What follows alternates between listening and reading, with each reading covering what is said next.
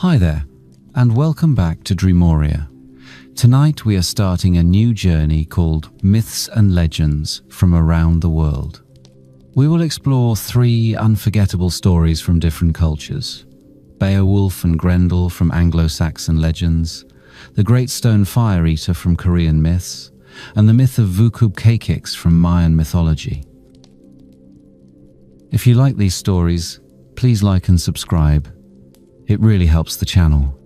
And if you want, tell us in the comments which myth you are most excited for, or where in the world are you listening from and what time it is for you. Thank you for being here. Now get comfortable, maybe close your eyes, and let us begin.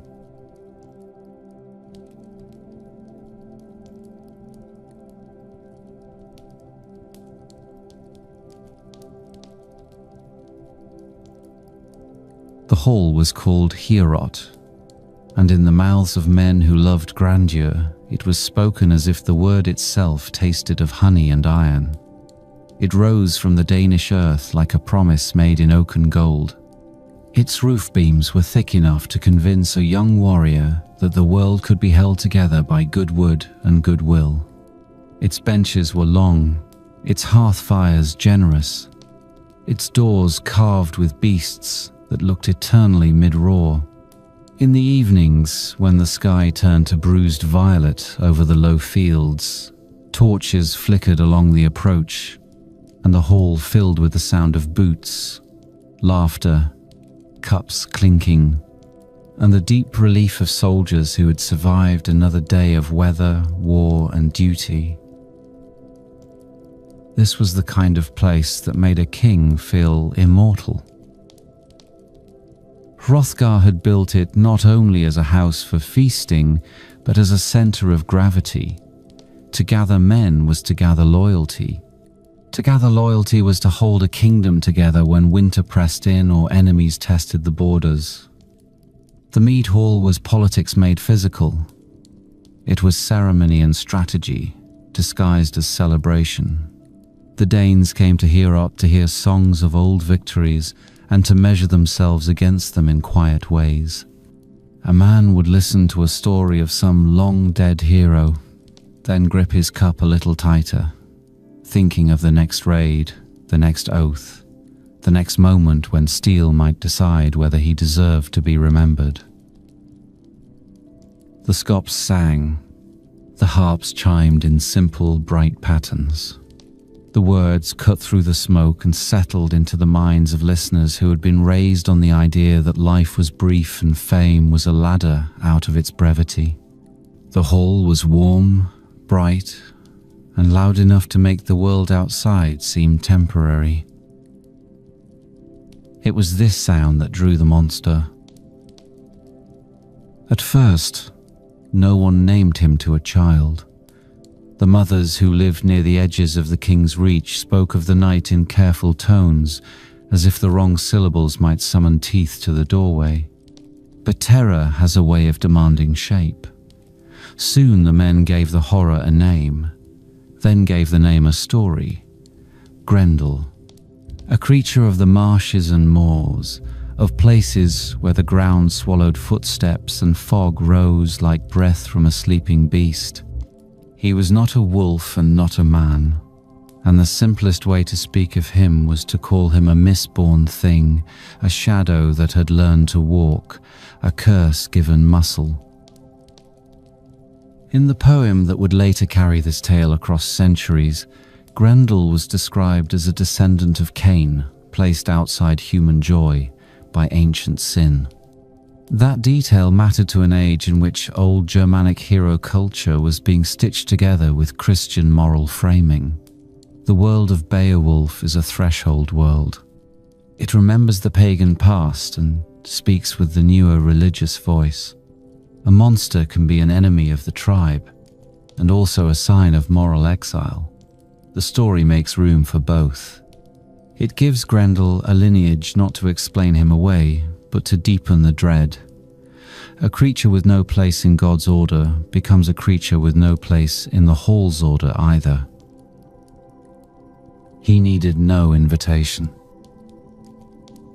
He came at night when the laughter had climbed into its fullest height and the last boasts were being made over shared cups. He came when men felt safest and greatest. He came because joy was an insult to him. The hall's music was a light too bright for a creature that belonged to the margins. There is a cruelty in that kind of hatred. It is not the practical cruelty of a rival tribe seeking land or tribute. It is the cruelty of a being that wants to tear down what it cannot touch without pain. The first attack was unbelievable. A guard vanished. Then two. A shepherd found blood on the path that led toward the king's lands. Then a broken spear. Then a trail that ended in reeds and black water. The Danes searched. They found nothing but a sense that the earth had opened and swallowed men whole. In the early days, Hrothgar doubtless told himself that this was but an unlucky season, that perhaps outlaws had grown bold or a rival lord had slipped knives into the dark. A king has to think like that. The alternative is to accept that his power ends where the moon begins. Then the monster came to the hall itself. Grendel crashed through the great door with a force that turned carved wood into splinters. He was huge, broad-shouldered, with arms that seemed too long for any human measure. His eyes were described as burning with a cold kind of malice, a paradox suited to nightmares. He moved like something half familiar and half impossible, the way a storm seems to have intention, even though it is only wind and water. Men who had faced blades without flinching froze at the sight of him. That is the first true privilege of a monster. It does not need to be skilled. It needs only to be wrong enough to disorient the mind.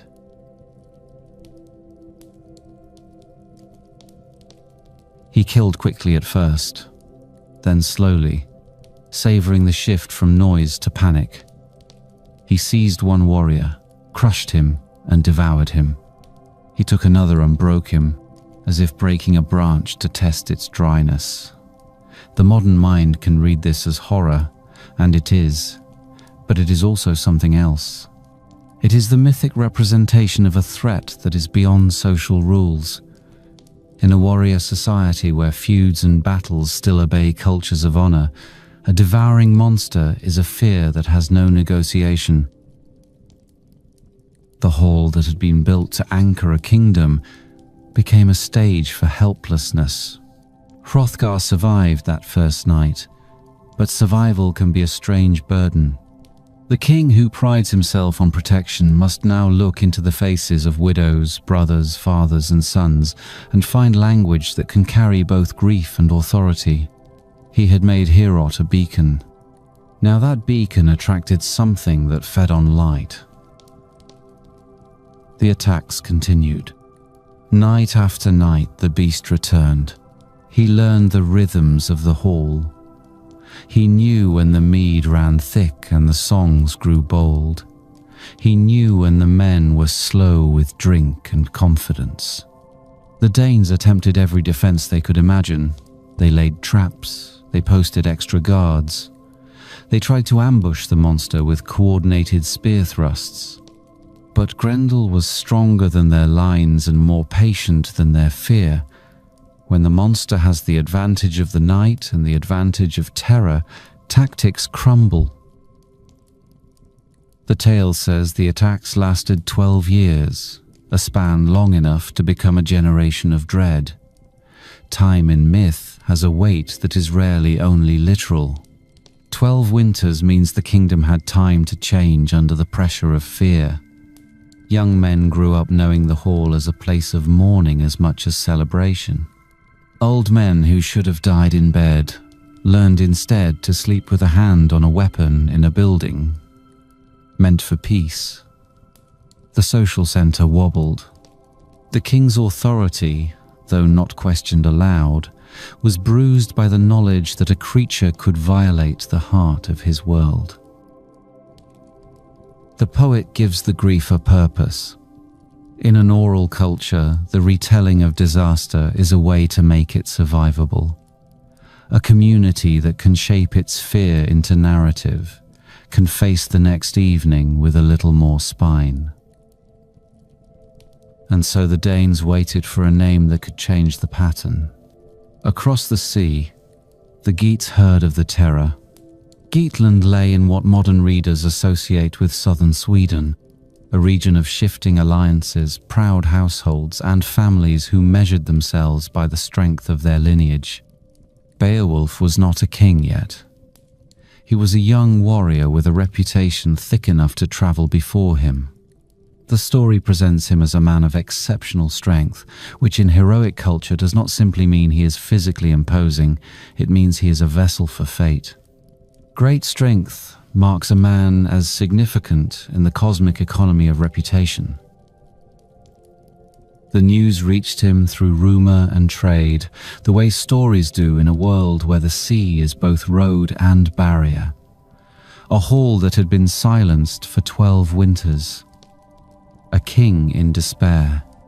A monster that no blade had bested. Beowulf listened with the attention of a man who hears destiny calling his name from across a storm. He decided to go.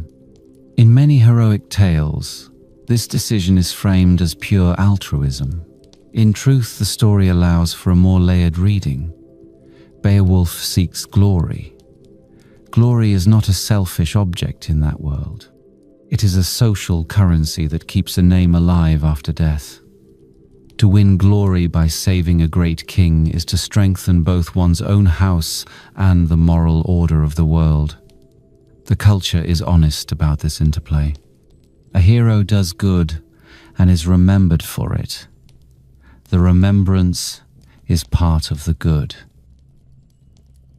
He chose 14 companions, men who trusted his strength and wanted a share of the fate that seemed to follow him. They prepared a ship, loaded it with weapons, armor, and gifts suitable for a royal audience. The voyage itself is brief in the poem, but heavy with significance. The sea in early medieval imagination is often a boundary between worlds. To cross it is to move from the known into a challenge that will prove worth. When they arrived on Danish shores, the coast guard challenged them, as any wise kingdom would challenge unknown armed men arriving by sea. Beowulf answered with the confidence of a man accustomed to laying his intentions on the table without flinching. He came for Hrothgar. He came to end the terror. The Danes escorted them inland to the hall that had been both jewel and wound.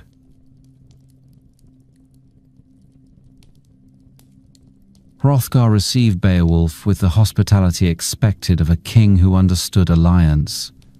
The old bonds between their families mattered. In the world of Beowulf, kinship is not only blood, it is obligation woven over time. The king recognized the young warrior and remembered favors exchanged in the past. He was a wise enough ruler to know that a hero is not only a weapon. He is a symbol that can restore the morale of a people. The hall was lit again for this guest. Yet even celebration had changed. The feast for Beowulf was not the reckless revelry of earlier years. It was cautious hope dressed in ceremony. The Danes watched him the way a drowning man watches a floating plank. They wanted to believe. They did not dare invest too quickly. Unferth spoke. Every heroic court has its skeptic. Unferth, who served in Hrothgar's retinue, could not let a foreign hero stand untested within the hall's hierarchy. His challenge was part jealousy, part social ritual. A man's reputation was a thing that could be examined publicly before it was accepted as truth. The poem uses this moment to show Beowulf's verbal strength. He answers not with apology but with a recounting of his past feats. He had faced sea monsters. He had survived trials where others would have drowned or fled. The details vary across retellings, but the function is clear. He is a man who does not fold under the gaze of an audience. The court listens. The skepticism fades. Then the queen, Wildhau, appears with ceremonial grace. The presence of a queen in such scenes is not trivial. She represents continuity, peace-weaving, and the softer power of order. Her offering of the cup is both welcome and recognition. The hall is a system of roles as much as a building of wood. The ceremony reaffirms that Beowulf has been accepted into the social structure of the moment. But the night is still the night. Beowulf, in his boldness, makes a crucial vow. He will fight Grendel without weapons. He mirrors the monster's own brutal simplicity, not out of foolishness, but out of confidence that physical contest will prove the truth of his strength. This choice has a mythic clarity.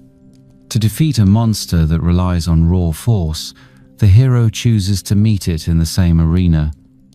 It becomes a contest of bodies and wills, stripped of technological advantage. He removes his armor.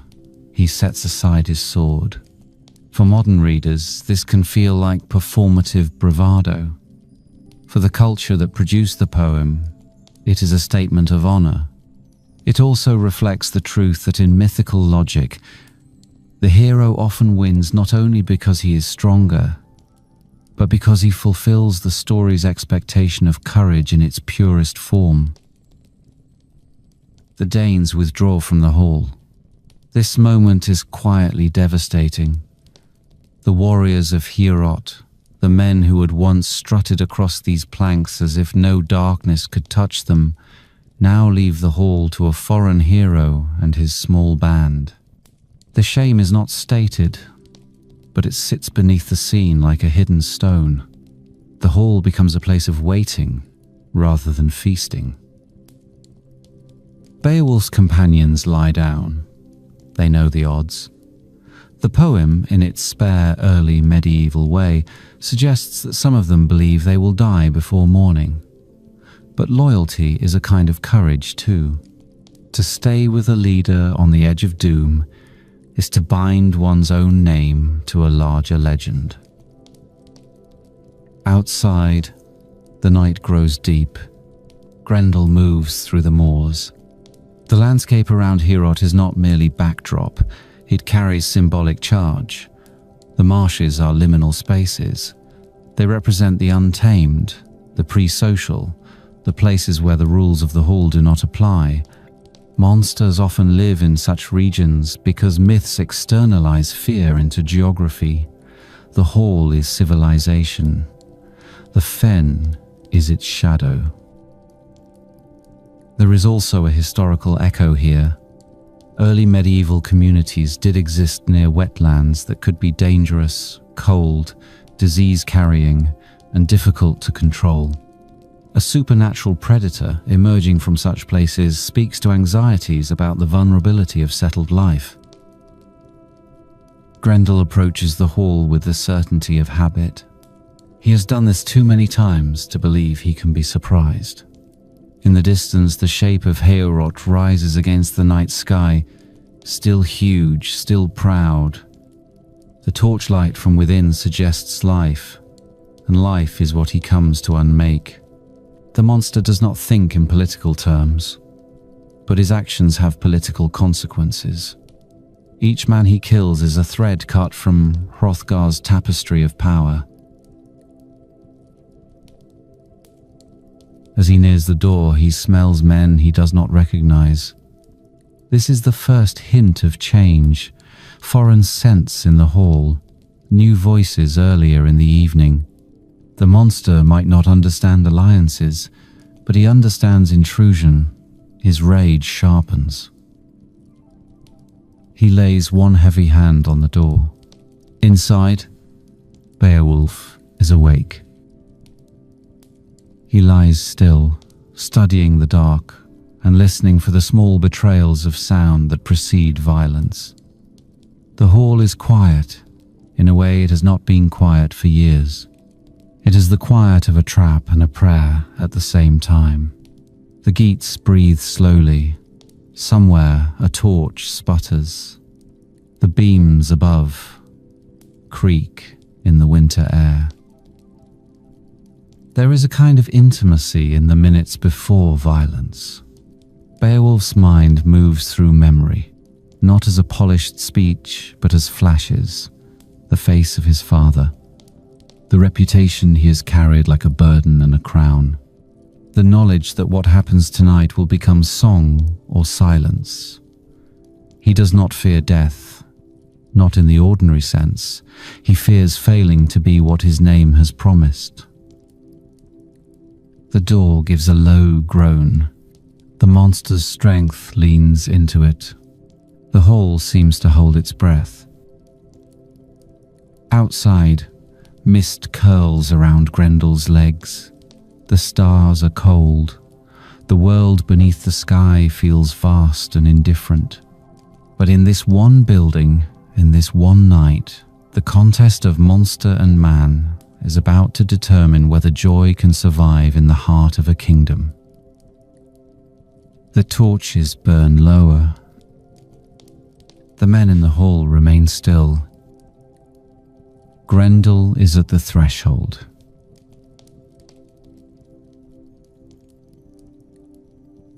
The great door yielded with a sound like a tree splitting in winter. Grendel stepped into Heorot as if he owned the night. He had come so many times that the hall was familiar to him, a place of easy killing and easier contempt. He knew the smell of wood smoke and stale ale. He knew the way men slept after feasting, heavy with pride and drink. He knew the patterns of guards and the cheap bravery that dissolved when shadow and brute strength collided. This hall had been his hunting ground for 12 long winters, and the memory of those nights lived in him like a rhythm. Tonight, the rhythm changed. The monster paused, head angled, listening. The noises of celebration were gone. The hall was quiet in a way that felt deliberate. Silence can be a warning, but Grendel had never learned to respect warnings from men. He had learned to respect only force. The stillness simply promised prey that could not run fast enough. He moved forward.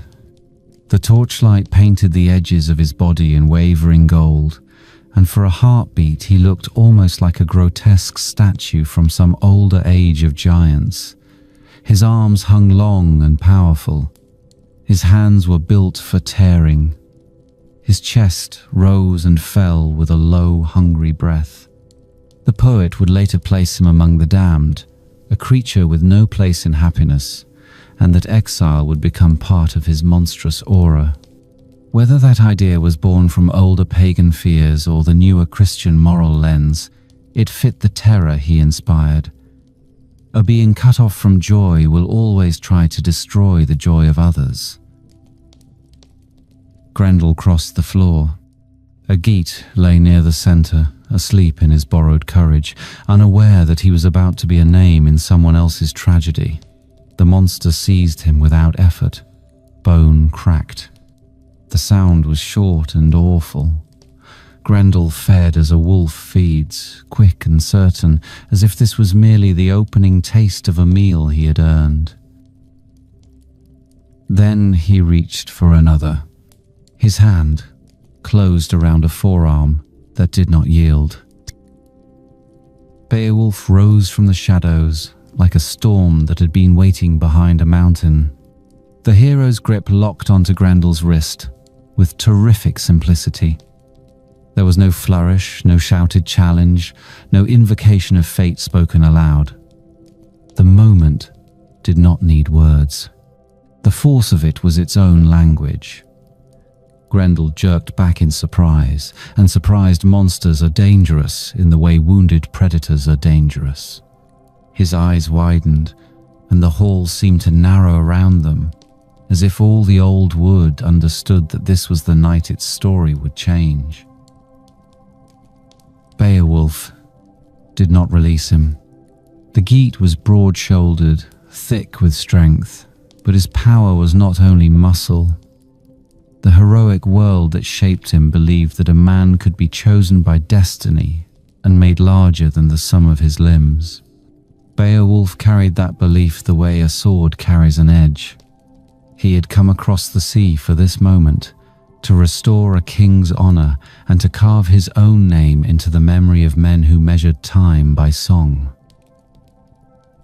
Grendel tried to wrench free. He had never met a man whose body could answer him with equal force. He had never needed to test this particular boundary. Now he found it, and the boundary held. The monster lunged sideways, dragging Beowulf across the rush-strewn floor. Benches scraped and toppled. The remaining Geats surged awake and reached for weapons, but their leader's vow held them back. This was his fight. The oath of a hero in this world was not a casual thing. A boast spoken in the hall was a rope tied around the soul.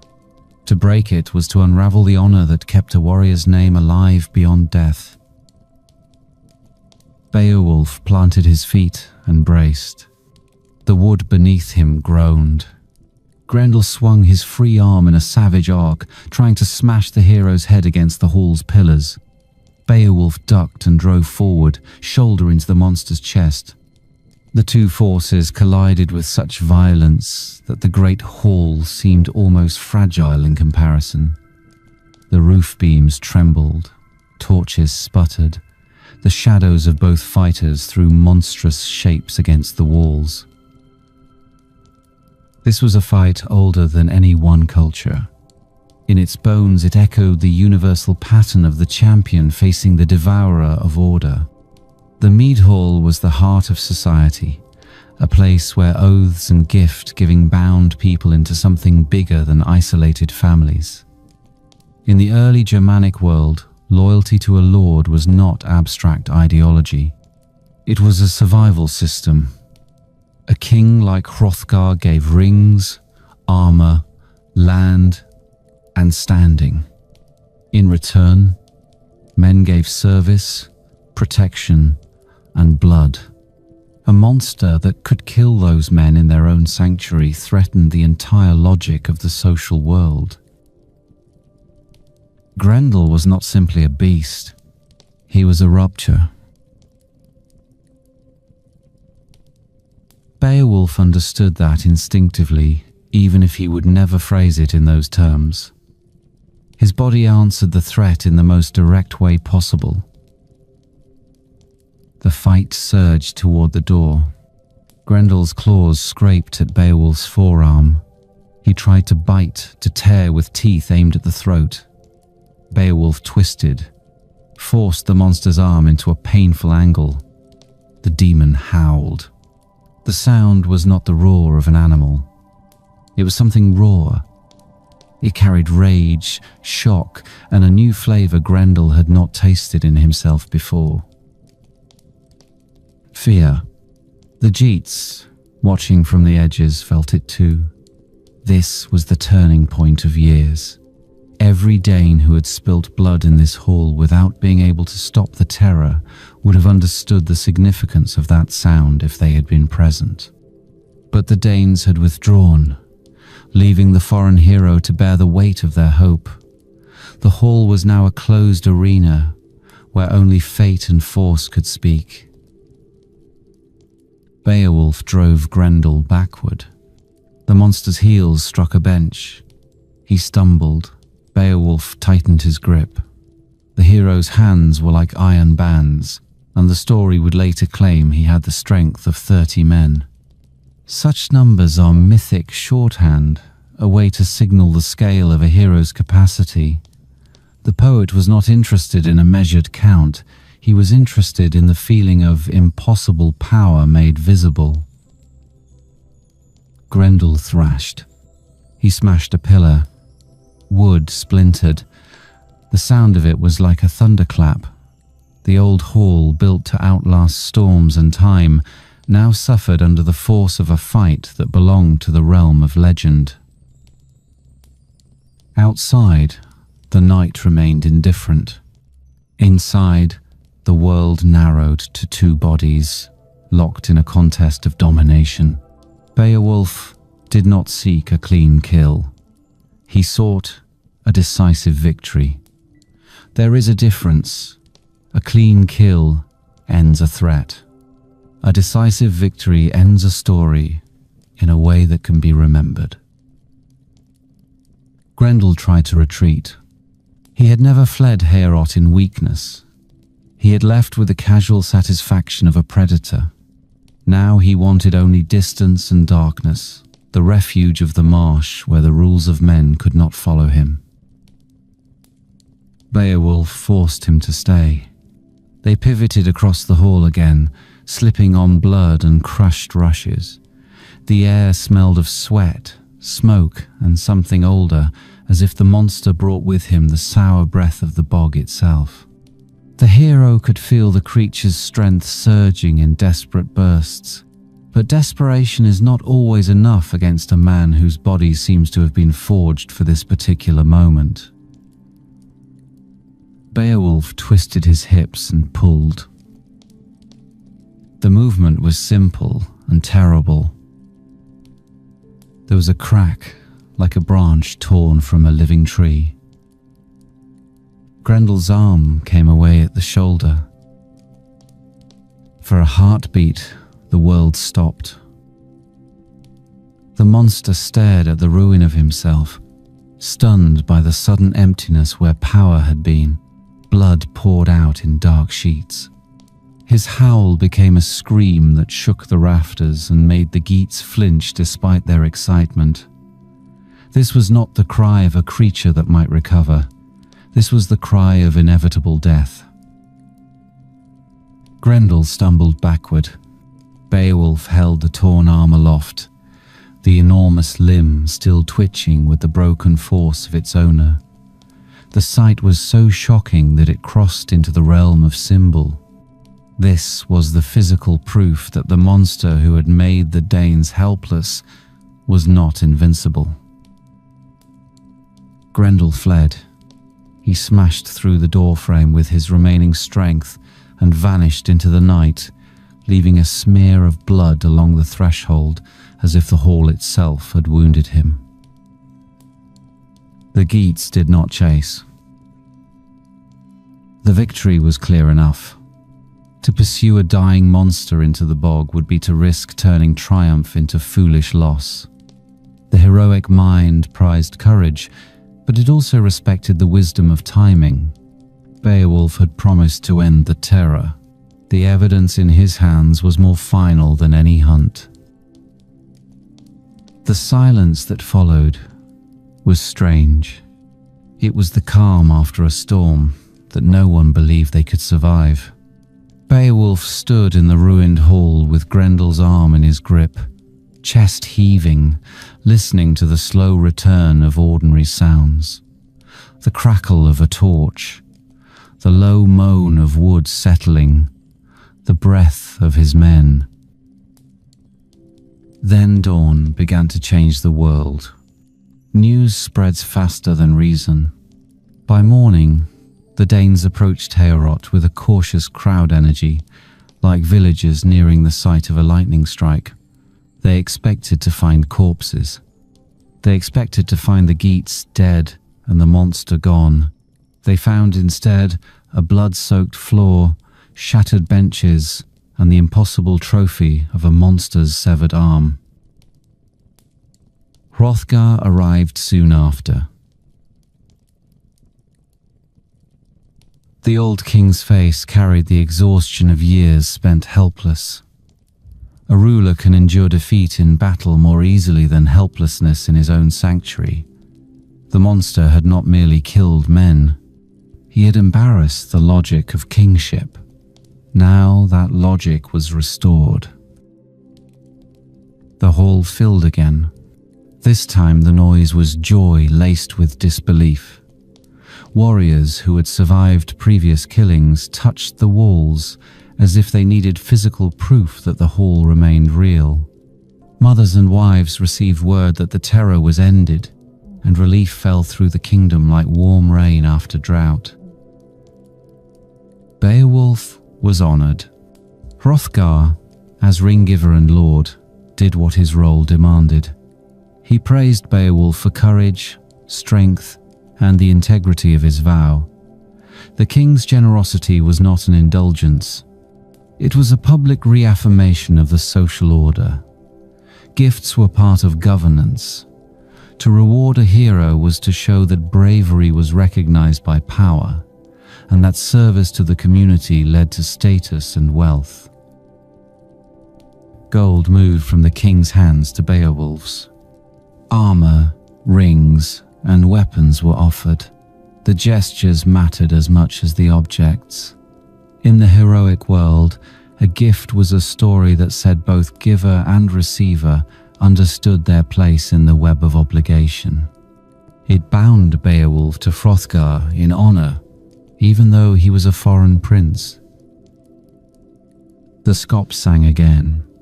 They took the raw events of the night and shaped them into poetry. This is one of the quiet engines of survival in early societies. A terrifying moment becomes a story with rhythm and meaning. The song preserves facts in an age without written records for most people. It also adds a layer of mythic polish that ensures the tale will not die with the witnesses. The Beowulf poem itself would eventually be preserved by scribes in a single surviving manuscript centuries later, carrying traces of a much older oral tradition. That distance between event and preservation is part of the magic. The story passed through countless voices before ink caught it. Each voice likely adjusted a detail, emphasized a theme, trimmed a line to fit the cadence of memory. Yet the core remained. A monster, a hall, a hero who refused to yield. For a while, the hall belonged to joy again. Men feasted with an appetite that had been starved by fear. They drank to Beowulf, to Hrothgar, to the future. The atmosphere of Heorot changed in an almost physical way. Spaces remember. A hall that has heard screams will always carry a shadow of them, but a hall that experiences deliverance gains a new layer of meaning. The boards where Grendel had spilled blood now held the weight of celebration. Beowulf watched the Danes with a calm satisfaction. He was a young man in a world where youth and strength were prized. He had achieved a decisive victory in a foreign land. That kind of triumph is a ladder that leads upward and outward. Warriors would speak of this night when they judged his worth in years to come. But the story was not finished.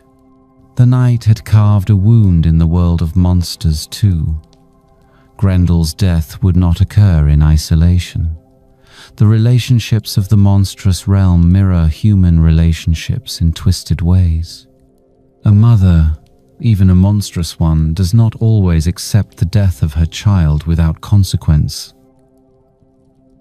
Whispers moved among the Danes. They spoke of Grendel's mother, a figure of the swamp, deeper and older than her son. The poem would later describe her as a terrifying female avenger, a being who lived beneath dark water in a hall of her own. The details matter because they reflect cultural anxieties about vengeance and the way violence propagates through kinship. In early feud cultures, to kill a man was to invite the response of his family. The monstrous version of that law gave the story a second rising tension. Hrothgar likely understood this danger. No king survives long without grasping the politics of retaliation. The celebratory mood of the day did not erase the reality that Grendel's blood had been spilled. If monsters had their own twisted kinship, the price might yet be demanded. Even so, the day belonged to relief. As the sun lowered over the meadows and the sea wind carried the smell of salt into the settlement, Heorot warmed in the glow of restored purpose. The Danes walked through the hall again with the casual confidence of men who can imagine tomorrow without dread. Beowulf accepted his honored place among them. He listened to the songs that now included his name. He saw the way young warriors studied him, measuring what heroism might require of them one day. He observed Wheelhow's steady presence beside the king, the quiet power of a queen whose role was to keep peace within a fragile web of loyalties. The evening settled. Torches were relit. The roof beams that had shaken under the monster's fury now held steady above the renewed bustle of a hall reclaimed from nightmare. Outside, the sky deepened into darkness again, but the darkness no longer seemed to own the world. In the distance, far beyond the warm light of human celebration, the marshes waited, and the water kept its secrets.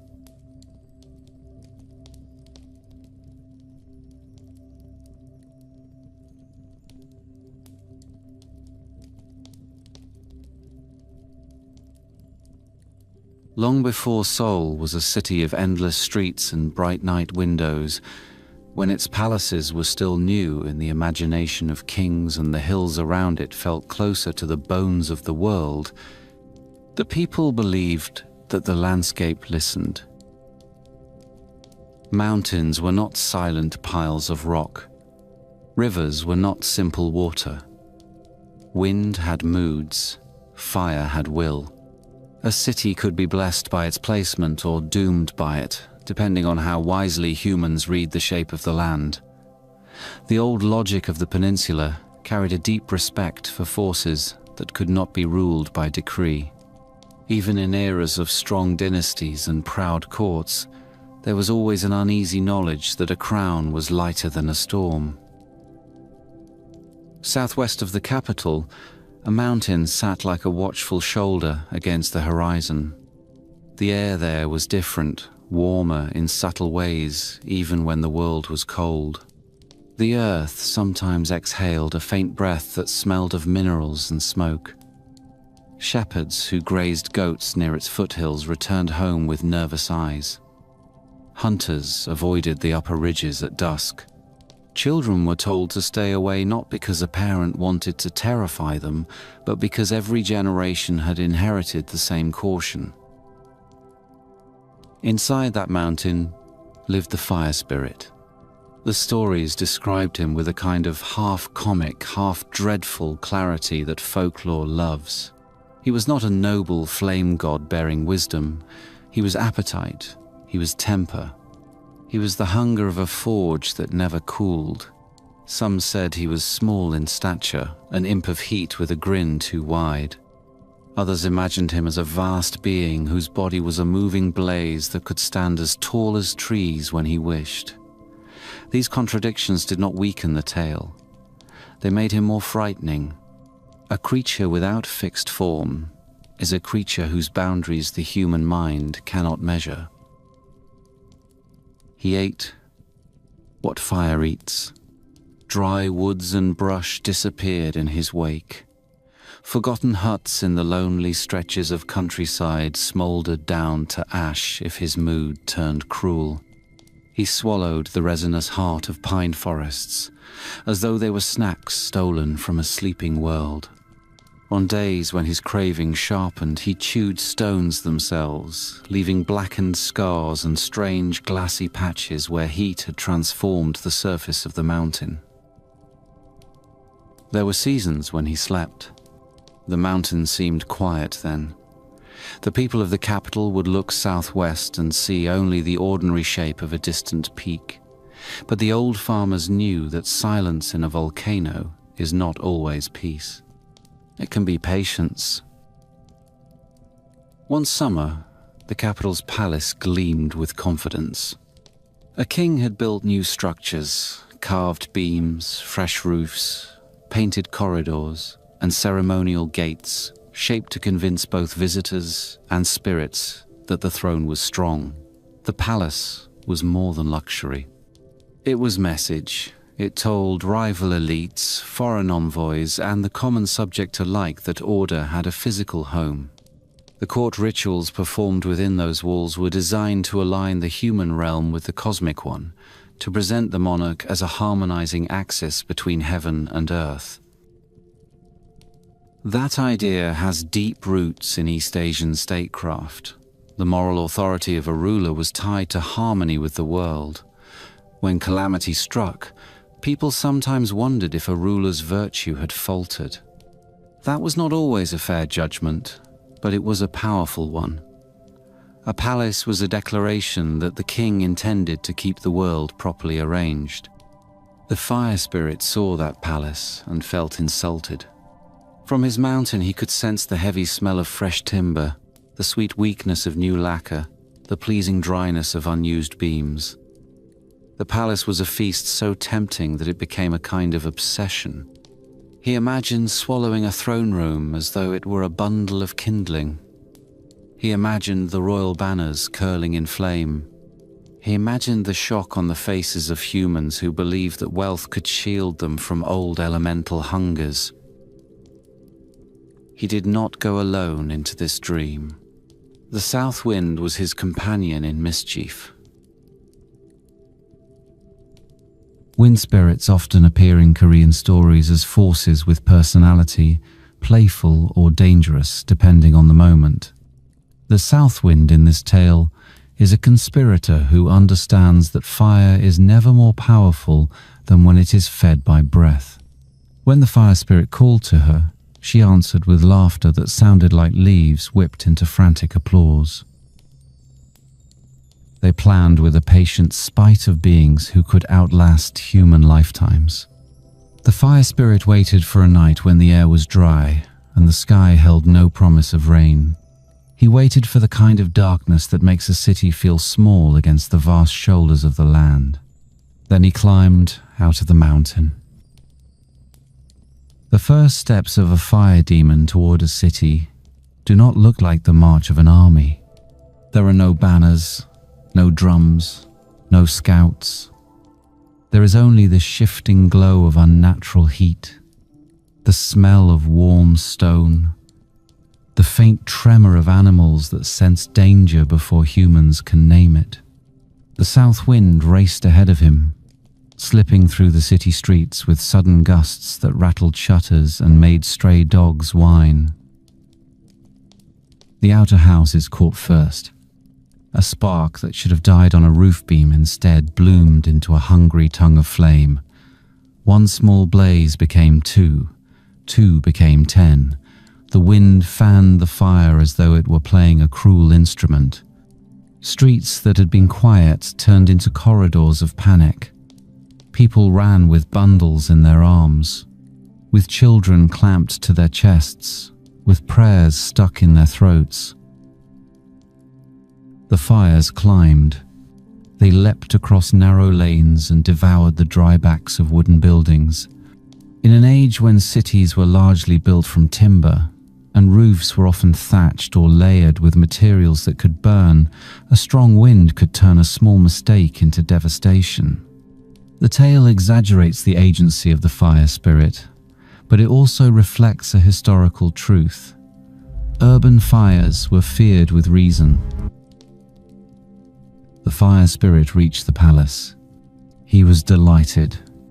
He stormed through the outer gates of the compound, a living furnace with laughter that could have been mistaken for the crackling of beams under torture. Roof tiles exploded in heat. Pillars blackened, then collapsed. The beauty of the palace was helpless against the raw logic of combustion. The king's guards did what men always do when facing something beyond training. They fought in pieces. They pushed back flames with wet cloth and desperate courage. They formed lines that disintegrated under a force that did not care about ranks. By dawn, the palace was ash.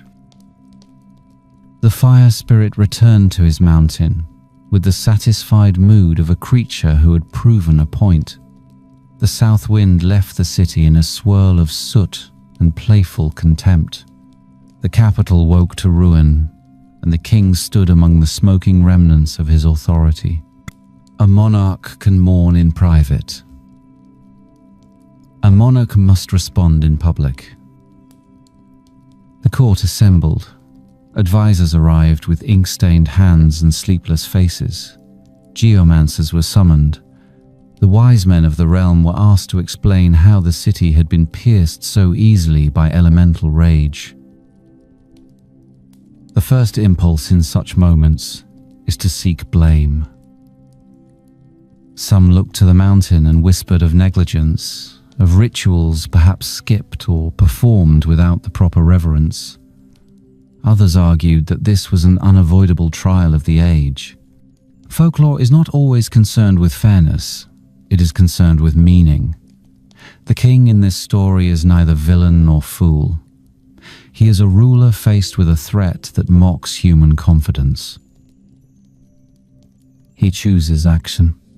The idea of bringing in a Chinese dragon comes from an older cultural ecology where dragons are not monsters but cosmic regulators associated with rain, clouds, rivers, and the balance of forces that keep agriculture alive. In many East Asian traditions, dragons are beneficent and powerful. They live in the spaces of sky and water. They can punish arrogance, but they can also protect a righteous realm.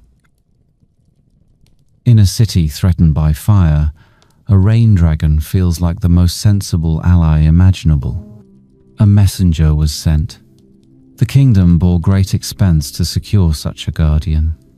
The dragon that arrived was magnificent, scaled and ancient, with the aura of something that belonged to river depths and thunderheads. The people welcomed it like a piece of heaven that had decided to walk among them. The court fed it lavishly. It was honored, adorned, and treated with almost comical indulgence, as though comfort could ensure loyalty. That indulgence did not bring vigilance. The dragon, in this version of the story, grows complacent. Perhaps it is offended by the way humans presume to command a being of cosmic stature. Perhaps it is simply lazy. Folktales often punish complacency regardless of the creature that displays it. The moral is not subtle. An imported solution, however impressive, cannot replace local wisdom and sustained vigilance. The fire spirit returned. The south wind joined him again with delighted malice. The dragon slept. The palace burned a second time. This second devastation cuts deeper than the first. The king has tried the grand solution, the exotic power, the dramatic gesture meant to reassure the people that the throne can summon the forces of the world itself. And still the flames win. The shame of that failure would have felt heavy in a culture where rulers were expected to align themselves with cosmic order. The dragon departs. The people are left with the truth that no foreign wonder will save them if they do not understand the specific shape of their own danger. The king gathers his advisors again. In the smoke of the second disaster, a more grounded intelligence emerges. They begin to map the pattern of the fire spirit's approach. They think in terms of geography rather than spectacle. The fire spirit comes from the southwest. He travels through a valley that channels his path toward the city. If the path can be disrupted, the force can be slowed. A plan is formed.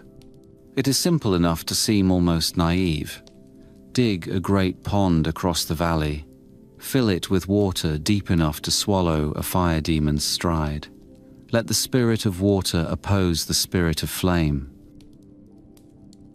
In folklore, this is pleasing logic. In practical terms, it is also an echo of the real ways pre-modern societies used water systems, moats, reservoirs, and landscape engineering to mitigate disasters. Human beings have always shaped their environment to withstand threats. Tales like this turn that pragmatic truth into mythic drama. The order goes out. Laborers arrive from every district. The digging begins. The ground is cut open under a punishing Sunday. Men haul earth in baskets. Women bring water and food. The capital becomes a place of construction that feels almost like war preparation. The king is not portrayed as a distant figure. He is a commander in a struggle against a force that has embarrassed his throne twice over. The pond grows. The water is diverted.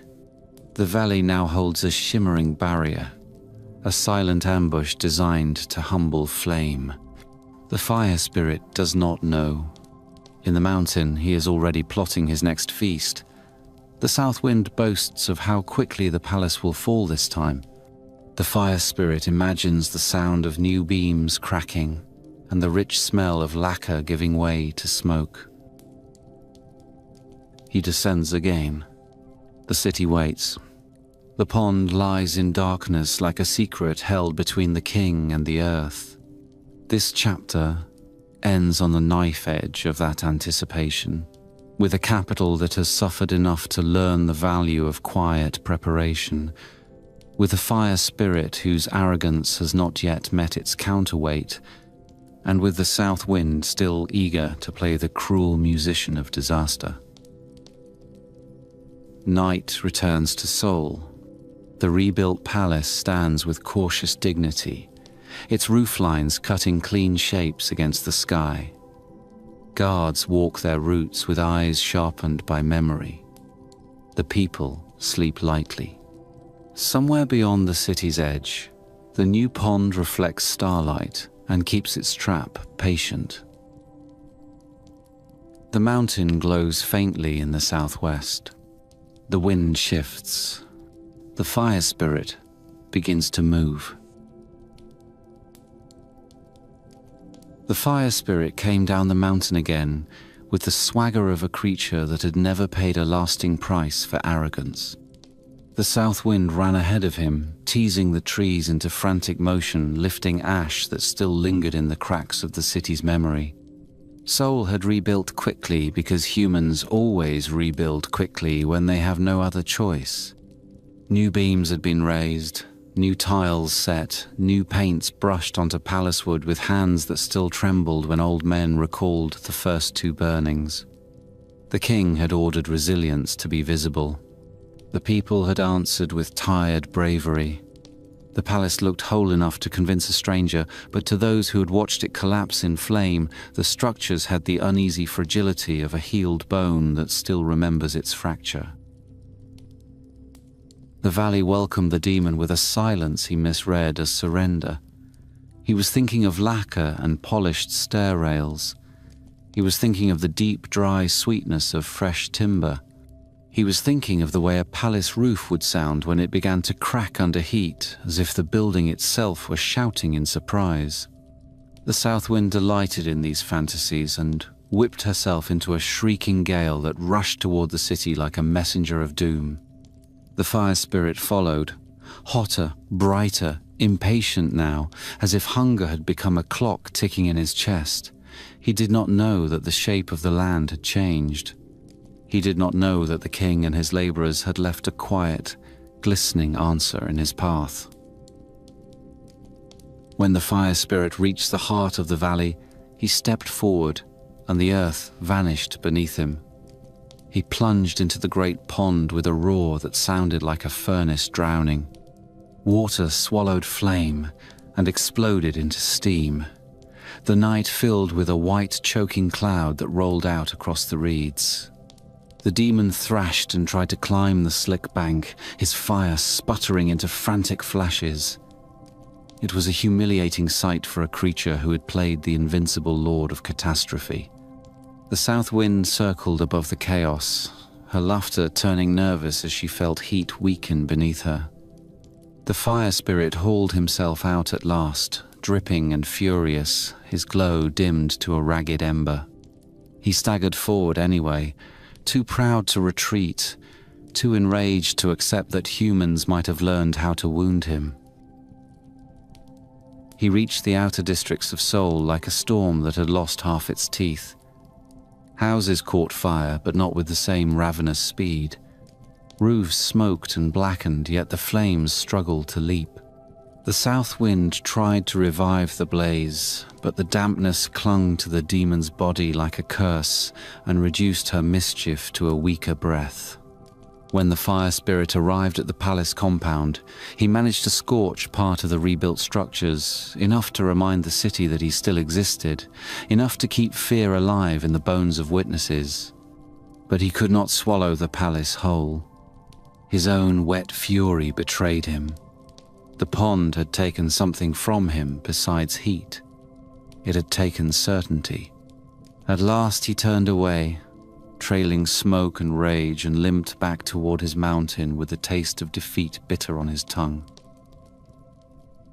Morning revealed a city split between grief and astonished relief.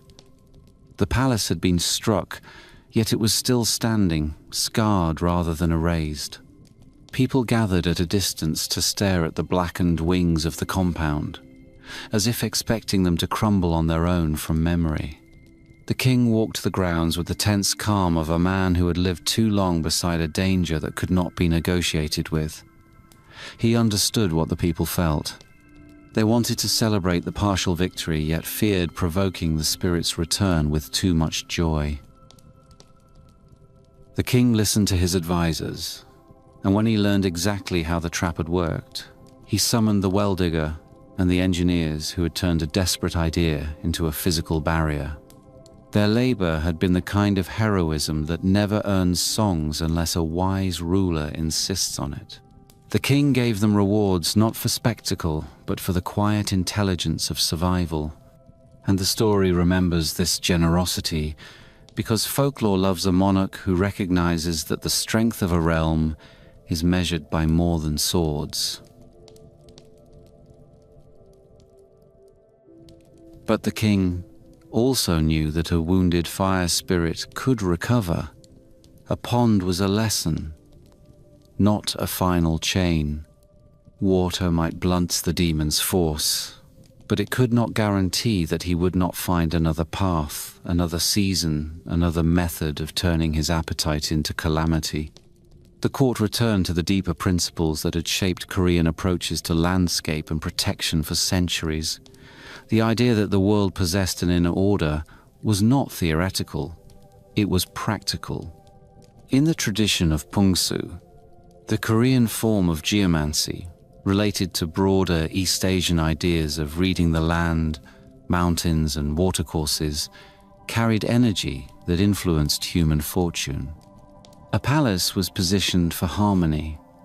A city's defenses included walls, soldiers, and also symbols meant to align spiritual forces toward protection. In that worldview, a visible guardian could matter as much as a hidden trap. The king asked for a guardian that could not sleep and could not be bribed by comfort.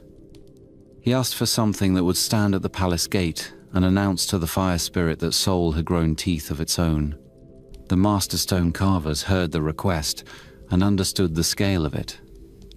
Their craft was not merely decorative. In a world where myth and civic life overlapped, the carving of a guardian beast was a political and cosmological act. Stone could be given personality through belief. The sculptors gathered granite from the mountains as if harvesting a stubborn piece of the earth's will. The block was immense.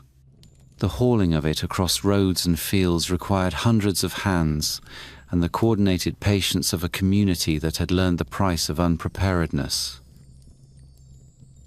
In the workshops, chisels rang for weeks. The craftsmen did not carve a gentle spirit. They carved a creature that looked born from the argument between terror and protection. The form that emerged resembled the legendary Haitai or Haiechi, a beast known in Korean tradition as a guardian associated with justice and the power to repel disaster, especially fire.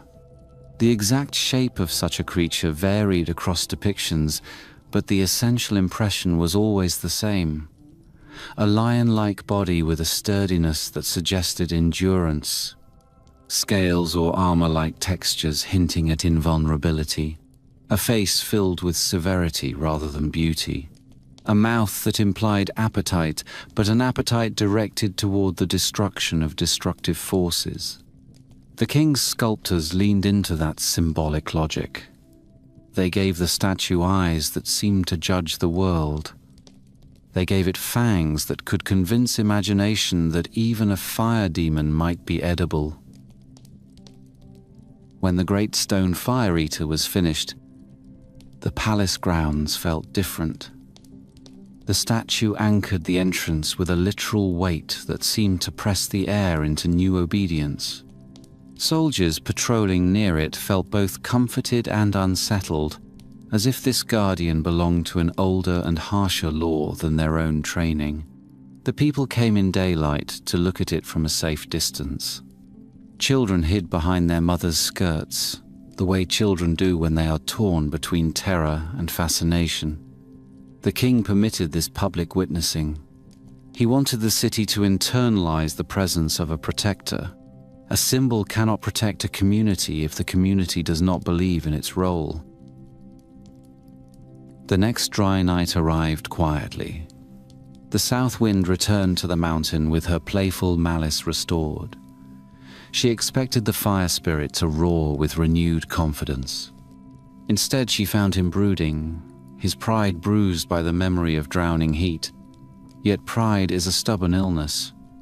The fire spirit had built his identity on the idea that humans were helpless before him.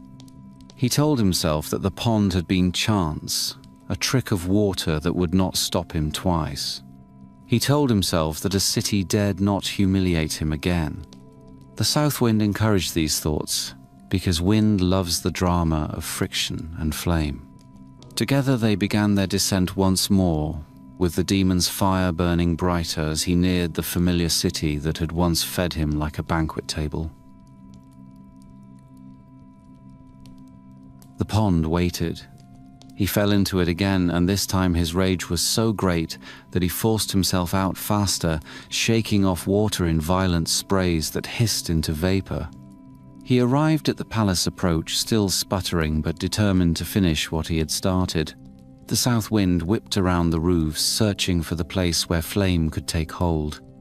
The fire spirit raised his arms and prepared to spill himself into the wooden heart of royal power. Then he saw the statue.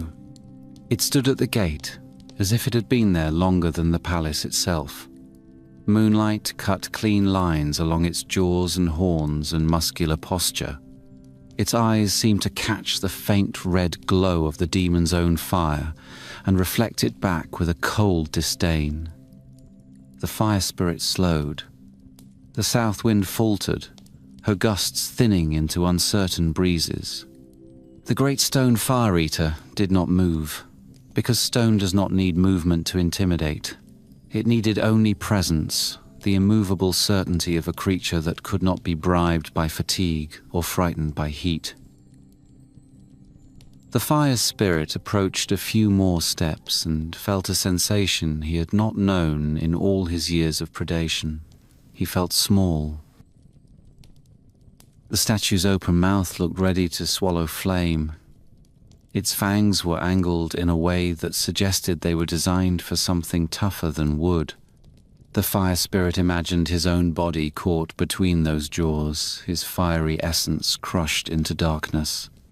Folklore thrives on this kind of reversal, where the predator meets a larger predator shaped from the fears of the community it once terrorized. The great stone fire eater was the city's imagination turned into granite. It was the accumulated will of the king, the laborers, the craftsmen, and every citizen who had watched their homes vanish into smoke. The south wind tried to laugh, but the sound came thin. The fire spirit hesitated long enough for doubt to deepen. Doubt is a form of cooling. He looked from the statue to the palace behind it. The palace was a feast, yes, but now the feast seemed guarded by something older and more ruthless than any soldier. The demon had never fought a symbol that had been carved for the specific purpose of frightening him. He had fought men, he had fought buildings, he had fought the ordinary materials of human life. This was different. This was a threat that belonged to the same mythic language as his own existence. He took a step back. The south wind circled him, urging him forward, but she too could sense the shift in the air.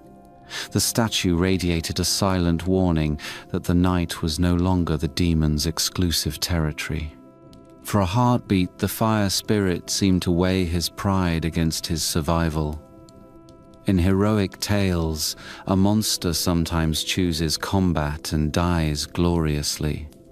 In folklore shaped by practical fear, a monster often chooses retreat when faced with a protection it cannot understand. The fire spirit was prideful, but he was not foolish. He had learned from the pond that humans could lay traps in the land itself. What other traps might be hidden in the shadow of that stone beast? He retreated further. Then he turned. The south wind followed, annoyed and unsettled, her gusts fading as she was forced to abandon the spectacle she had expected. The fire spirit ran back through the valley, his flames shrinking in the cold air of humiliation. He did not stop at the pond. He did not stop to snarl at the city. He fled to the mountain and disappeared into the crater with a rage that had nowhere to go. The night remained intact. The palace stood. The great stone fire eater kept its eternal watch. In the hours that followed, Seoul did what cities always do after surviving their own nightmares. It breathed out slowly, as if testing whether it was safe to relax. Guards remained alert. The king did not immediately declare absolute victory, because wise rulers know that certainty invites careless habits. Yet there was a new stability in the air. The people had seen the demon fail twice, and they had seen that the city now possessed multiple layers of defense: the practical barrier of water and the spiritual barrier of the guardian statue. The great stone fire eater became part of daily life. Merchants passed it on their way to supply palace kitchens. Courtiers bowed before it with a respectful nod. Children grew accustomed to its silhouette, and the fear it inspired shifted into a kind of pride. To be a citizen of a protected capital is to live under the shadow of symbols that remind you that your community has endured. Over time, such guardian figures became a recognizable part of the architectural language of Korean palaces and gates. The presence of fierce stone animals at entrances was never purely aesthetic. It was a statement of boundary, a line drawn between the ordered space of governance and the chaotic threats believed to lurk beyond. The story keeps its focus on the fire spirit, but it also quietly celebrates human adaptation.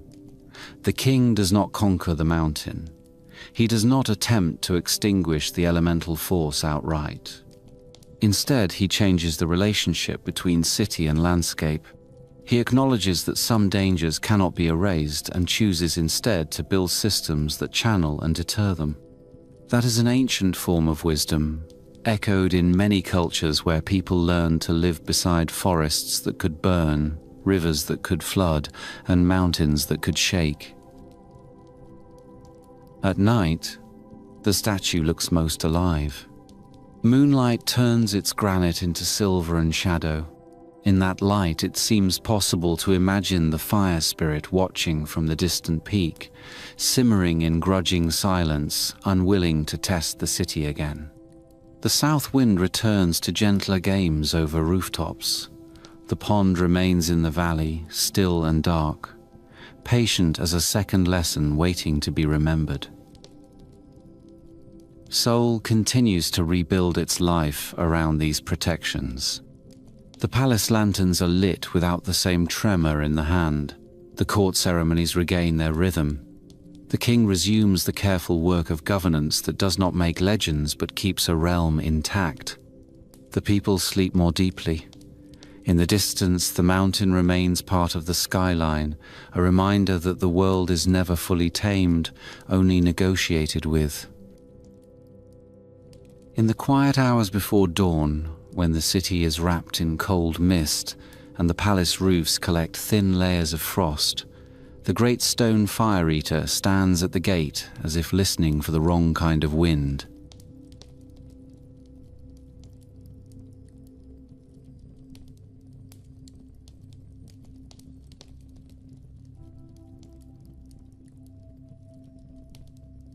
In the beginning of this Mayan tale, the world is not yet the world people recognize. The sky exists, the earth exists, the forests and rivers exist, but the order of light has not settled into its familiar rhythm. There is a sense of unfinished architecture in the universe.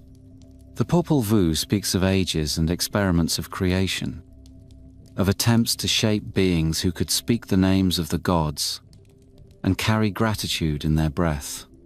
Before humanity finds its final form, before the sun and moon take their rightful places as steady lamps of time, the landscape of myth is full of openings where arrogance can climb in and pretend to be destiny. That is where Vucub Cacique appears. His name is often translated as Seven Macaw, and even the sound of that title suggests display and excess. A macaw is a creature built for spectacle, bright feathers, royal colors, a voice that carries across distance. In the logic of myth, such a bird can become a bridge between the ordinary and the supernatural because it already looks like something too vivid to be real. Vucub Cacique is not simply a magnificent bird. He is a being who believes magnificence grants authority. His feathers shimmer like a living mosaic. His eyes have a hard metallic gleam, and his teeth are described as jewels, as if his mouth were a treasure chest that opens whenever he chooses to smile.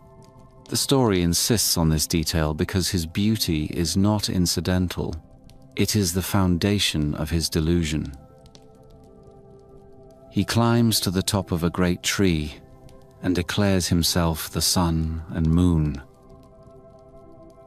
In a world still waiting for true celestial order, the claim almost works. There are moments in early creation myths across many cultures where the universe is vulnerable to imposters. Someone speaks with confidence. Someone shines. Someone convinces the uncertain world that they are the missing piece.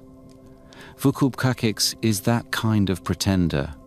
He is a creature of wealth and radiance in a time when radiance is rare. He looks down on the early beings of the earth and speaks as though he is the axis around which their future should turn. His words are full of self-worship. He speaks of the brilliance of his eyes. He boasts of the glow of his teeth. He insists that all who look upon him should accept his light as the definitive light. The arrogance is almost intimate. He is not trying to build a kingdom in the human sense. He is trying to build a cosmos where his own reflection is the primary law. The Popol Vuh has a sharp instinct for the dangers of that kind of pride. It is a text that survived enormous historical pressure. The version known today was preserved by Quiché Maya, scribes in the colonial era, written in the Latin alphabet after the Spanish conquest, carrying older oral and ritual traditions into a new form that could endure in a hostile world. This means the story carries layers of time. It belongs to pre-Columbian cosmology and to the later experience of cultural survival. When the Popol Vuh condemns a false god who claims authority he has not earned, it resonates with more than one historical memory. That resonance does not change the myth's core events. It deepens the atmosphere around them. Vucub Cacique is the kind of figure myth loves to topple. He is powerful enough to threaten the cosmic plan, yet vain enough to make his downfall feel inevitable once the rightful forces arrive. His beauty is his armor, but it is also his weakness. A being who believes he is untouchable because he is dazzling will always underestimate the quiet intelligence of those who see past glitter. The rightful forces arrive in the form of the hero twins. Hunahpu and Ixbalanca do not start this episode as the sun and moon they will one day become. They are younger here, still moving through a world of trials and adversaries, still proving that cunning and courage can shape reality. The Popol Vuh frames them as culture heroes, figures who defeat arrogance and brutality through cleverly chosen tests. Their story is not a straight path of strength. It is a chain of strategic victories that restore balance one arrogant being at a time. They hear Vucub Caciqu's boasting. They understand immediately that this is more than a personal insult. A false sun disrupts creation itself. It misleads the early beings of the world. It places a selfish ego in the slot reserved for cosmic order. The twins decide that this bird must be humbled, not merely for revenge or reputation, but for the health of the world that is still being assembled. Their plan is precise. They do not charge at him with spears. They do not challenge him in the open, where his dazzling presence could intimidate witnesses into believing his lies. They choose the terrain of the hunt. They find a tree where he feeds. This detail matters. It places the conflict in a living ecosystem. The twins recognize that even a false god must obey hunger. The tree is laden with fruit. In some tellings, it is a nance tree, a detail that anchors the myth in the sensory world of Mesoamerica, where fruit, color, and seasonal abundance shape daily life. The Popol Vuh often weaves cosmic drama into the ordinary textures of food, family, and landscape, reminding listeners that the sacred story is never far from the acts of eating, planting, and moving through forests filled with birds whose feathers seem to echo the colors of imagined deities. Vucub Cacique arrives to feed. He perches high, confident and relaxed, because confidence is his default weather. The twins hide below with blowguns. The blowgun is not a random choice of weapon. It reflects real hunting technologies in the ancient Americas. A small tube of wood and a dart propelled by breath is a practical tool for bringing down birds without the noise of larger weapons. In myth, this technology becomes symbolic. The twins use breath itself to act against a being who falsely claims to embody the light of the sky. Their quiet weapon is a contrast to his loud vanity.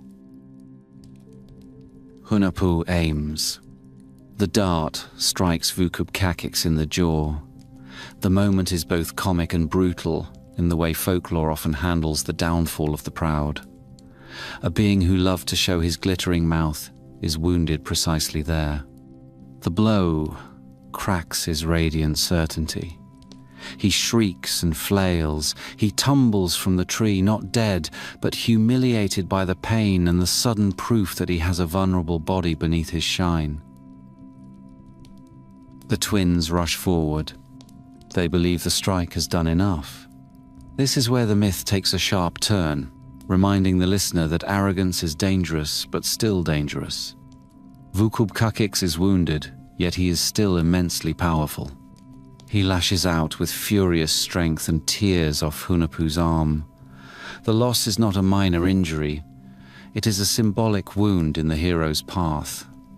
The Popol Vuh uses bodily harm to mark stages of transformation. The twins will ultimately become celestial bodies, but before that, they must endure the humiliations and dangers that test whether they are worthy of shaping the world. Vucub Cacique escapes with the arm. He flees to his home, clutching his grotesque trophy. The act is a statement of dominance. He wants the world to see that he can steal strength from those who challenge him. He wants to turn the twins' rebellion into a cautionary tale. His pride survives the injury.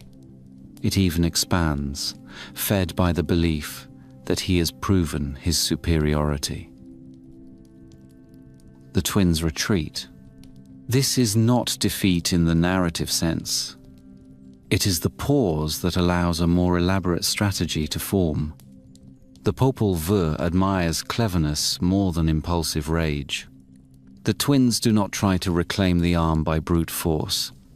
They recognize that Vucub Kakix's power is bound to his ornaments and his self-image.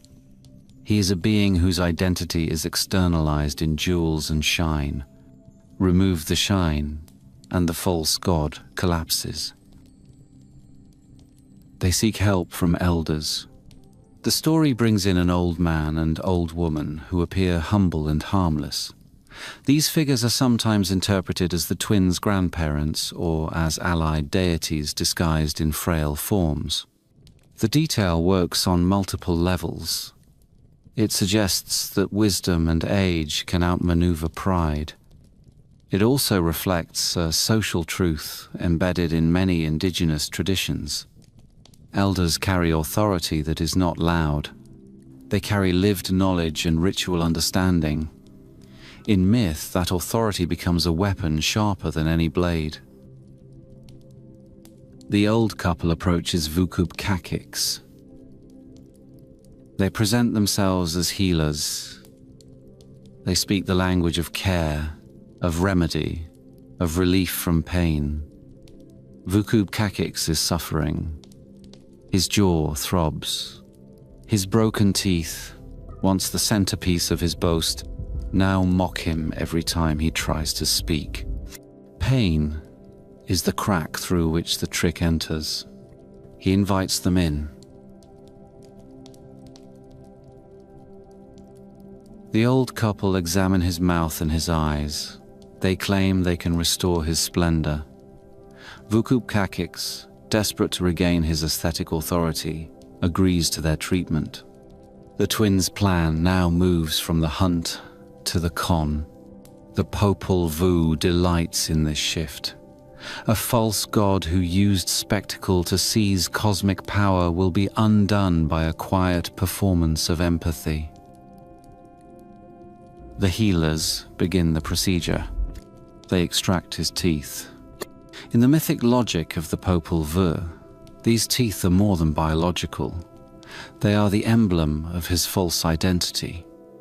Removing them strips away the physical manifestation of his claim to radiance.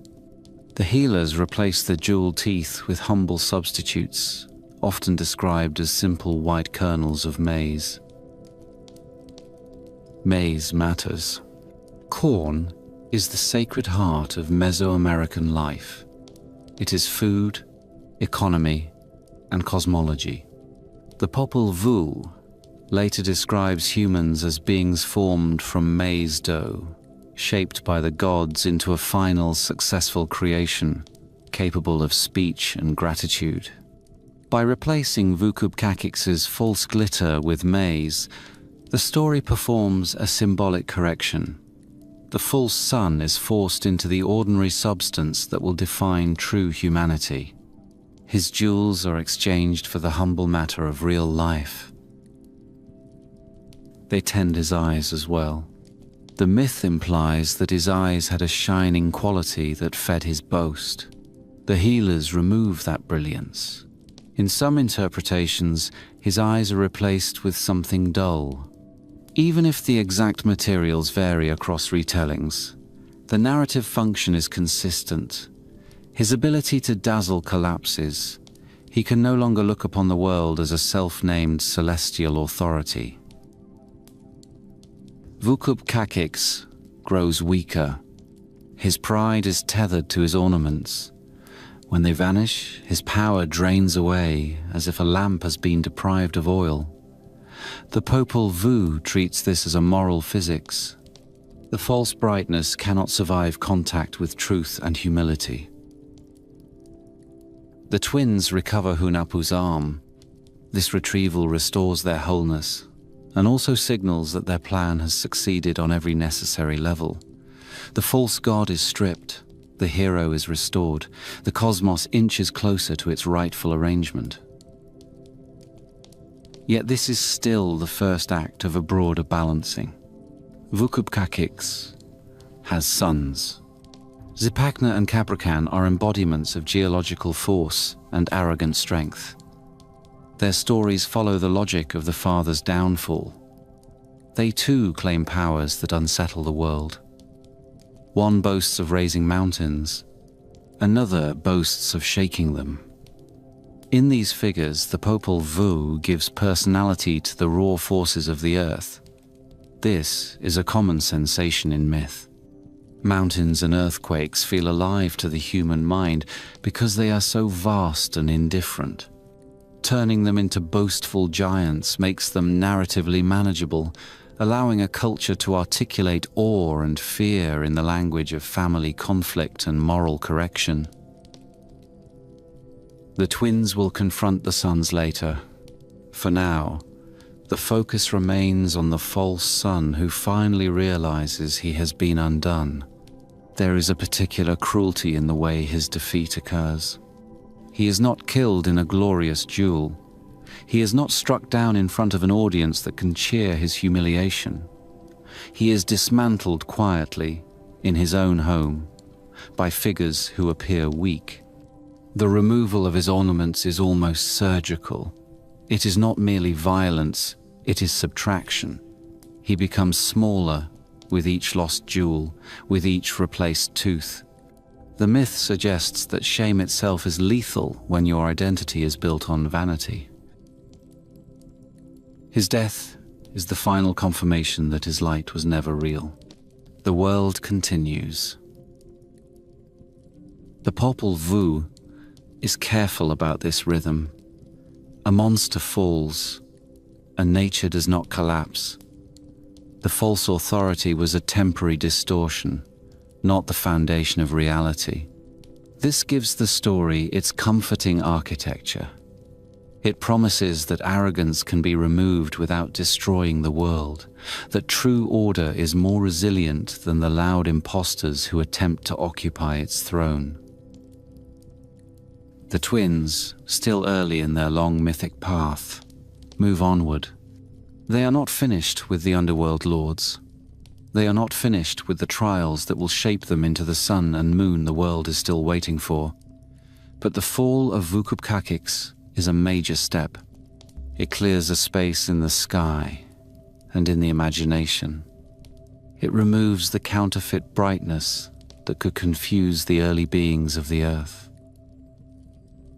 As evening settles in this chapter's world, the forests of the highlands breathe with a calmer rhythm. The great tree that once held the false sun stands silent. Its branches no longer bear the weight of a boaster who believed his feathers could replace destiny.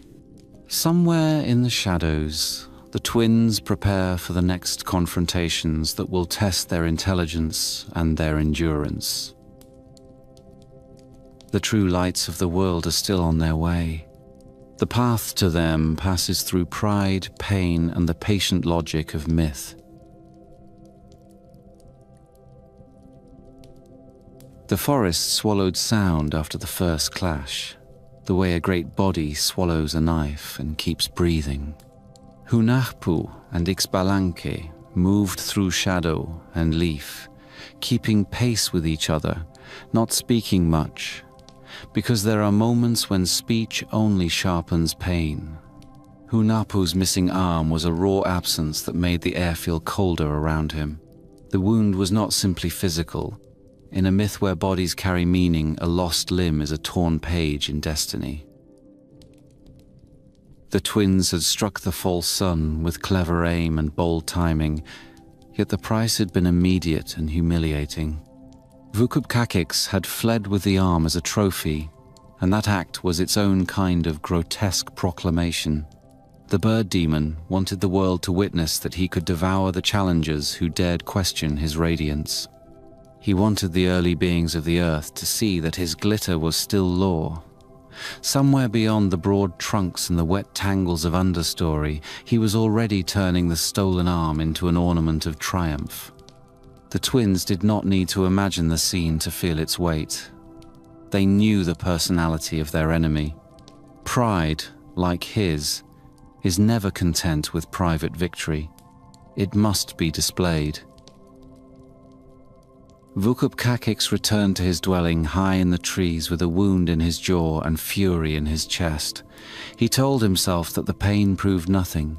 Pain was a nuisance. Pain could be treated. What mattered was the story he could now force upon the world. The great macaw-like lord hung Hunahpu's arm in a place of honor, where any visitor would have to look up and recognize the reach of his violence. He displayed it as proof that he remained untouchable, proof that even the audacity of the famous twins could be broken and turned into decoration. Yet when the night deepened and he was alone with his injury, the arrogance cracked into something more fragile. He could feel his teeth loosened and shattered. He could feel the throb that traveled up into his skull. Every time he tried to speak his divine claims, his jaw reminded him that flesh and bone still existed beneath his jewels. The Popol Vuh understands something sharp about vanity. A being who builds identity on splendor will fear the loss of splendor more than death itself. Vukub-Kakix wanted to be feared, but he wanted even more to be admired. As long as his mouth hurt and his teeth were broken, admiration would thin into ridicule. This possibility gnawed at him more than the wound. He needed someone who could restore the illusion. The twins understood that need. They withdrew into council with age and with the quiet forces that gathered around them like unseen allies. In this part of the myth, an old man and an old woman enter the story, figures who wear humility like camouflage. They appear as a frail couple, traveling healers whose lives have been shaped by hardship rather than glory. The details vary in emphasis across retellings, but the logic is consistent. The twins enlist the wisdom of elders, and the elders become the instrument through which arrogance is undone. This is not simply moral theatre. It echoes a cultural reality in which knowledge of ritual, medicine, and social balance often rests with those who have watched many seasons pass. A young hero may carry strength and daring. The elder carries timing, disguise, and the patience to let pride walk into its own trap. The plan the twins shape is as elegant as it is cruel. They do not seek to kill Vukub-Kakix in open fight. A public duel would still assign him a dignity he does not deserve. They want to strip away the mechanics of his false authority. They want to remove the ornaments that allow him to convince himself and others that he is the sun and the moon. In this mythic economy, the jewels in his mouth and the hard brilliance of his eyes are not decorative. They are the scaffolding of his cosmological lie. Take them away, and the lie collapses into a powerless body that cannot bear the shame of its own exposure. The twins also understand that Vukub-Kakix is susceptible to the language of care. He is wounded and proud and therefore primed to accept help that flatters his self-image. A false god who proclaims perfection is rarely prepared to admit vulnerability. When he does admit it, he will accept almost any promise that offers restoration. The old couple approached the great bird demon in daylight, and daylight mattered. Vukub-Kakix thrived on being seen. His feathers were a banner of iridescence. His voice carried the authority of a creature who believed the world existed to hear him. The old man bowed low. The old woman kept her gaze gentle and respectful. They spoke like people who had traveled a long way and learned that deference can be a sharper survival tool than courage. They presented themselves as humble healers who had heard of the great Lord who shone above all others. They expressed sorrow that such a magnificent being might be suffering from pain. They offered remedies. They did not rush. They let the scent of their humility fill the space. The twins, disguised as their grandchildren or attendants, were present at the edges of this small performance, and their silence was part of the strategy. Vukup Kakix looked down at them with suspicion that softened into interest. He was used to fear. He was used to flattery. The old couple offered both in measured doses, and their calmness suggested confidence in skills that might be rare. When the old man mentioned teeth, Vukup Kakix flinched. That tiny reaction revealed the truth hidden beneath his boastful shell. The false son was in pain, and he was frightened that pain might become visible to the world. His jaw was the center of his display. The memory of the blowgun darts striking his mouth still burned like a hot coal. He wanted to believe he could heal himself through sheer importance, but the body does not always obey pride. The old woman spoke softly about how they had repaired the teeth of many great ones, kings, warriors, spirits of the forest. She said they had methods that could restore beauty and end discomfort.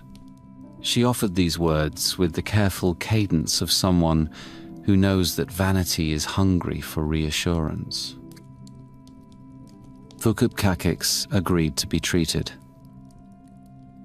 The myth often emphasizes how eagerly he accepts this offer, because the eagerness is a signal of his vulnerability.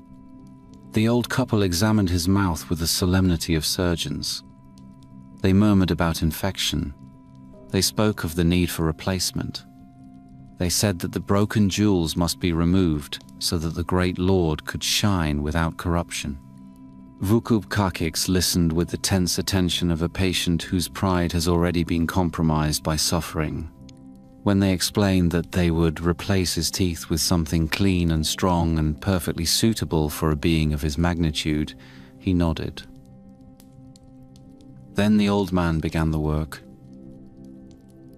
The scene is both intimate and mythic. The false son lies still while humble hands remove the very symbols of his false greatness. One by one, the old couple extracted the pieces of turquoise, jade, and glittering substance that had defined his smile. Each removal drew a hiss of pain from the bird demon. Each removal also drew him closer to the edge of collapse.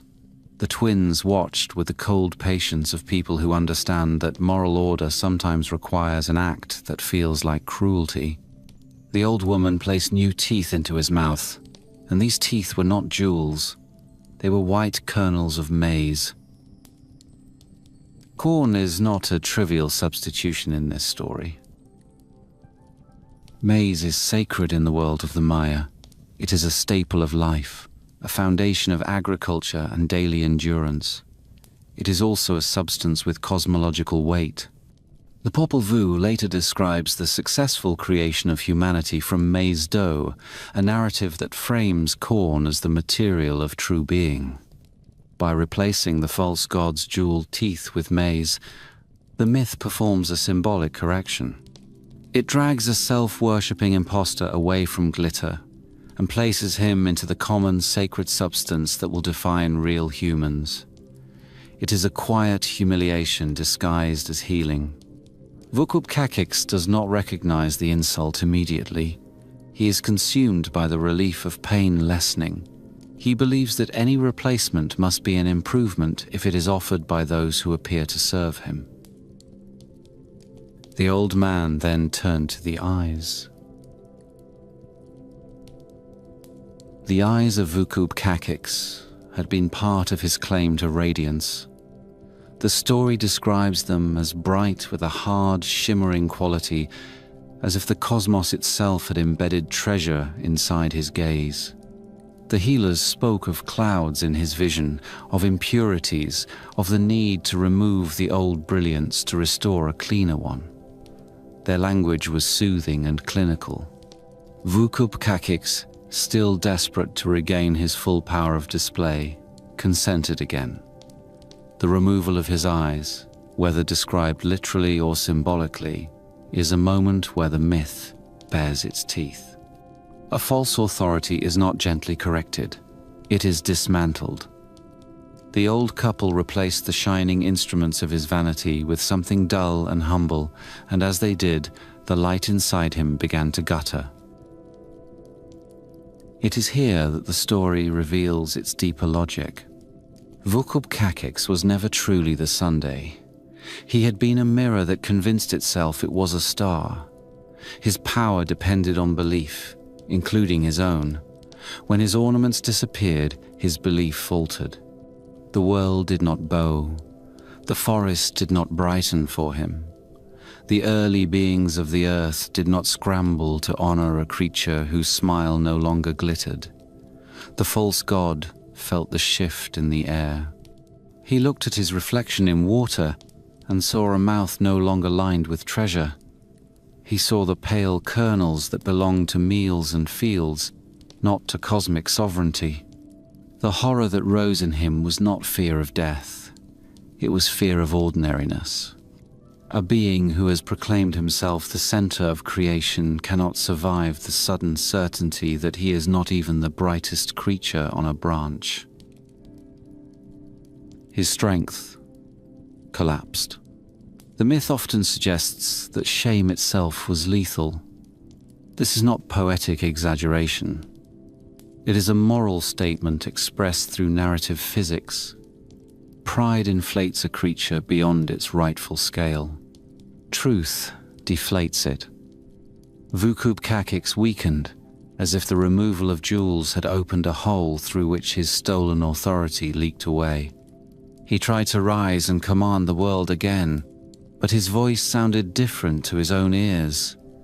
The old couple remained calm. The twins revealed their true identities. Hunahpu reclaimed his arm, restoring the wholeness that had been stolen. The false son could do nothing but watch the foundations of his identity crumble. He died there, not as a majestic villain, not as a cosmic rival with a glorious last stand. He died as an exposed pretender. His feathers remained beautiful, because nature can be lavish even when a spirit is morally bankrupt. But beauty could not save him now. The world had moved past his performance. The space he had occupied at the top of the great tree was empty again, waiting for the true lights that would one day rise. The twins did not linger in triumph. They were heroes shaped by motion. Each victory opened the next gate of responsibility. The Popol Vuh flows forward with the inevitability of a river finding its own descent. The fall of Vukub Kakix is a cleansing, but it is not the final cleansing. His sons remained, and their arrogance was a different flavor of threat. If the father represented false celestial authority, the sons represented the dangerous boast of geological power. Zipacna was the first. He was a giant who claimed to shape mountains, a creature of muscular pride who wanted the world to believe that every ridge and peak owed its existence to his hands. In a landscape where mountains are sacred and carry spiritual significance, such a claim is an assault on the divine architecture of the earth. The twins approached him with the same strategic intelligence they had used against his father. They offered him a task. They flattered him into believing he could accomplish feats beyond measure. When he bragged that he could lift a mountain, they guided him into a trap where the very weight he desired became the instrument of his downfall. The story describes him being crushed beneath a mountain or sealed under earth, a poetic resolution that binds his obsession to his end. Then came Cabrican.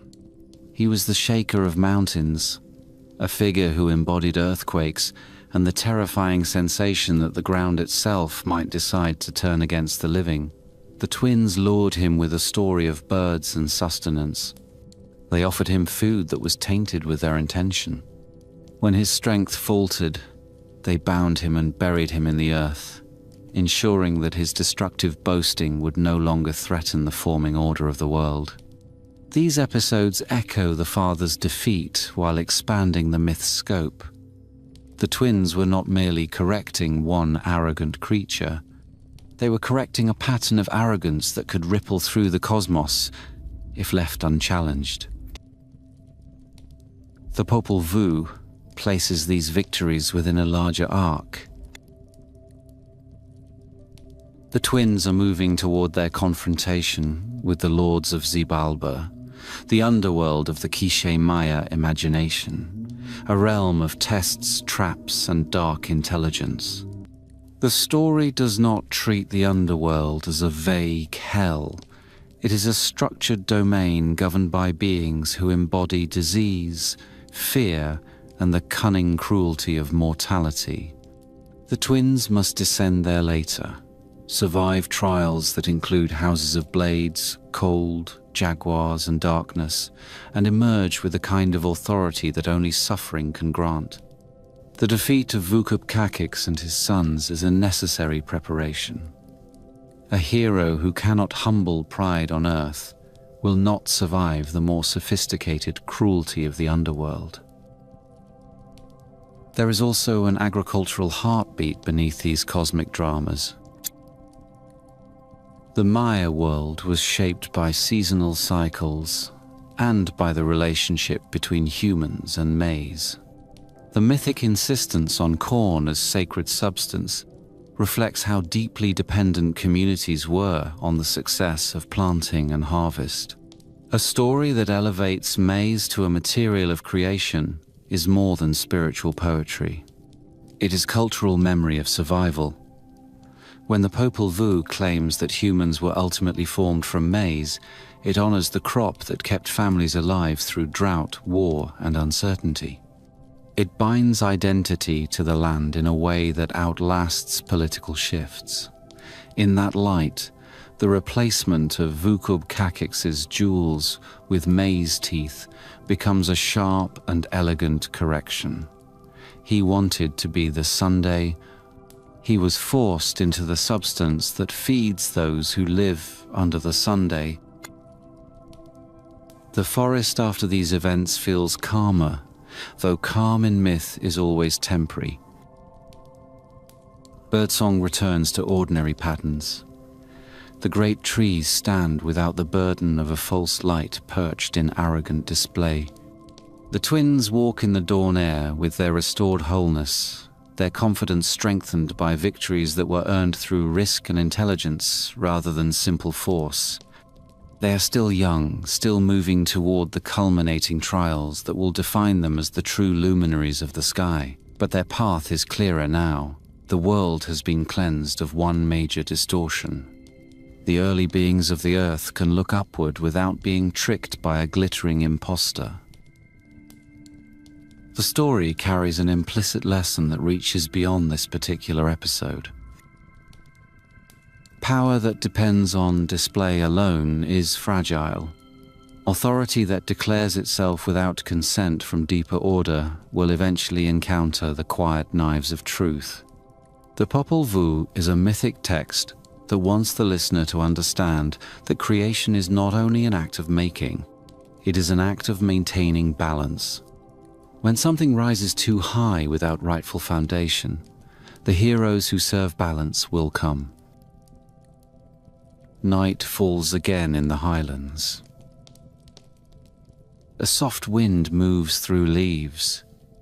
The kind of darkness that once belonged to Vucub Cacyx's boast now belongs to ordinary time. Somewhere in the distance, fields that will one day be planted with maize wait for human hands that have not yet been fully shaped into their final form. The twins, knowing that their greatest trials still lie ahead, pause beside a stream whose surface reflects a sky that is still incomplete. They do not announce what they will become. They simply continue.